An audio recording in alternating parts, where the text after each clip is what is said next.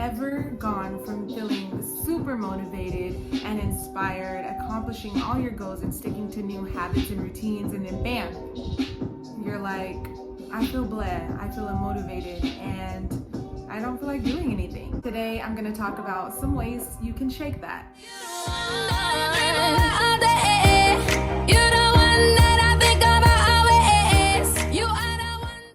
What's up, guys? Welcome back to another video. Today we are talking about getting out of a rut. But first, if you are not subscribed to my channel, what are you doing? I'm gonna go ahead and give you a few seconds to do that.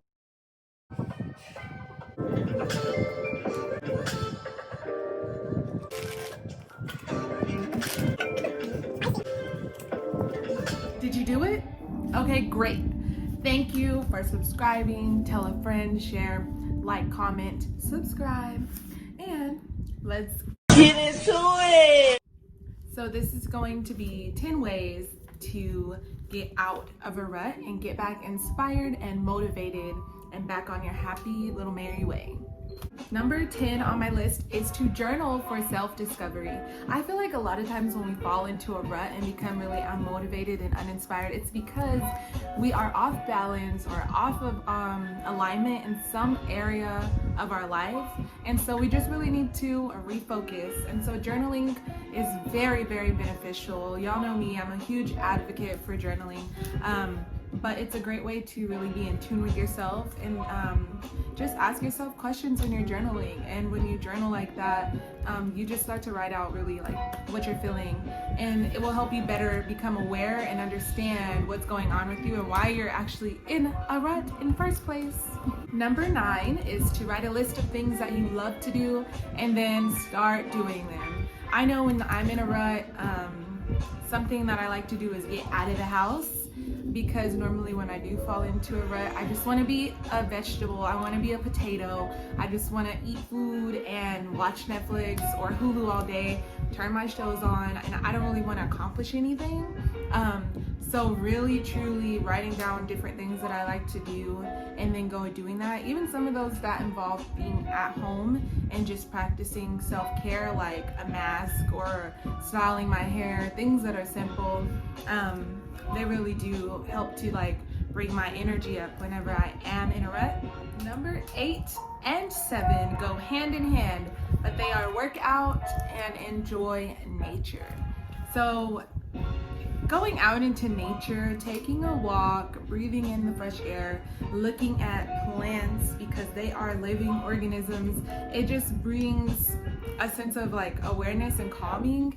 And I always find peace when I go into nature. That's why y'all always see me on hikes on Instagram and stuff, because it just has been like the best coping whenever I'm feeling down or just want to get out, especially during all this COVID drama happening. It's like one of the best things, but it's really refreshing for your mind. And working out is even better, because when you work out, it releases endorphins, and you also just feel so much better about yourself afterwards, because you feel like you actually did something, and your body feels good. Number 6 on my list is to listen to a TED Talk, watch a TED Talk, or listen to or watch a motivational speaker. Anytime I wake up, I usually turn on affirmations or an inspirational video, basically a motivational speaker. Some of my favorite are Tony Robbins and Les Brown. I love Lisa Nichols as well. Their lives are just very inspiring, and when they're like fueling you and telling you you can do it and giving real life experience, is just like, it feels like, yes, I can do this. It just feels good to hear that. And when you hear that, your subconscious is like taking that in. So you really start to like think those things on your own. And so it's easy to get inspired that way. TED Talks are really cool because there's so many different types of TED Talks. So I love watching TED Talks. You can literally find a TED Talk covering anything from all sorts of people, all ages, all races, ethnicities, ages, did I say that? Yeah, so it's just great. TED Talks are even like from different backgrounds. I love listening, and I feel like I learn something new, which leads me to my next one, number 5, which is to learn something new. It's just refreshing when you are in a rut, in a place where you don't feel like doing anything, to just learn something new, to try to find inspiration or try to be motivated by the littlest thing. And that's why I said to like look at a TED Talk, because it's like you don't even have to really watch it. You can just have it playing in the background, or you can just lay there and snack while you're watching it and listening and taking it in. But learning something new is just rejuvenating, and it's an easy way. There's a variety of ways you can learn something new, even if it's just through journaling and you learn something new about yourself, or if you just randomly reach out to somebody and ask them questions, you learn something on how they view something, new perspectives. Learning new things is awesome, because that is what contributes to growth overall. And if you are not learning, then you are not growing. Number 4 on my list is to read a book. Oh my goodness, if you are not reading, then you're truly missing out. There's so much knowledge that comes in books. There's so much wisdom and life experience that people have really gone through, like really walked through, and they write it in their books. I'm gonna leave some book suggestions below. I like to read self-help and like psychological type of books, self-improvement and spiritual books, but if you read something else, I'm sure that you'll easily find it. But those are just the type of books that I'm gonna put below, because I personally read them and I really believe that they can help other people. But when you actively seek out knowledge and wisdom, it really pours in. So reading a book is a great way to escape, especially if you don't read things that are like self-help and apply, like applicable to you. But if you read like stuff that's like mythical creatures and things like that, then you can really escape from like your rut that you are in. Number 3 is to explore a new hobby. You'll be surprised at all the things that you can do. Like, I didn't know that I could paint, but literally I can paint. I might just put a little clip in of like a few paintings that I've done, if I can find the pictures. If not, then I don't know what to tell y'all. But I get really creative whenever I'm like just exploring what I can actually do. Just sing, just dance, just play a video game, just do something that is like not focused on a goal or anything that's like focused on a routine, but just be, just explore and create. And I really feel like that's like a very positive way to get yourself inspired again. Number 2 on my hit list is to listen to a podcast or an audiobook. So we already talked about books, so I'm not going to discuss that too much, but audiobooks are cool because you can listen to them on the go, or really while you're doing other things. You don't have to just like focus on a physical copy or like actually flip through like a screen. So that helps for people with like more busy lifestyles. But when you listen to podcasts, it works the exact same way as that. And podcasts are fun because there's so many different genres of podcasts.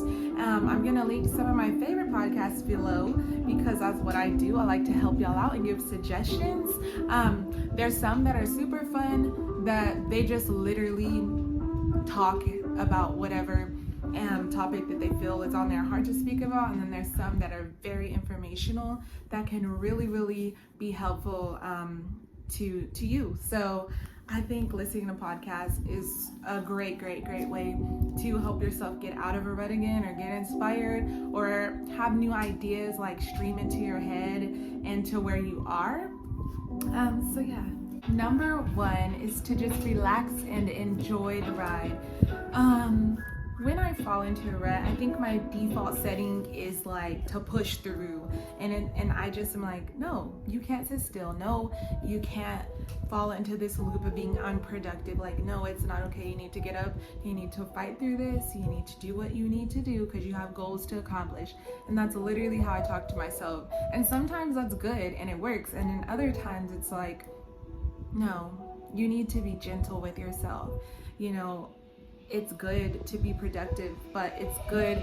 The Bible says to have everything comes in balance. There's going to be times that you cry, and there's going to be times that you laugh. There's going to be times that you're sad and times that you're happy. And so you have to realize that, yes, there will be growth, but there will also be times that you do fall stagnant for a little bit. But even in those stagnant times, you're still growing, just in ways that you may not realize yet. So I think it's really important to be gentle with ourselves and handle ourselves with care in those times where we do feel unproductive and fall into a rut, because every day is not going to be cotton candy and butterflies and rainbows.